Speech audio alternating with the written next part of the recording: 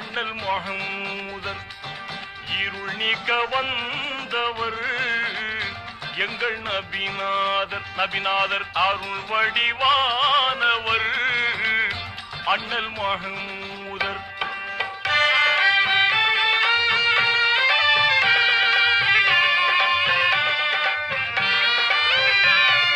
கோடி கோடி இன்பம் எங்கள் கோமான பீஷென்ற வழியில் பாடி பாடி மகிழ்வோம் எங்கள் பயகம்பர் பகர்ந்த பொன்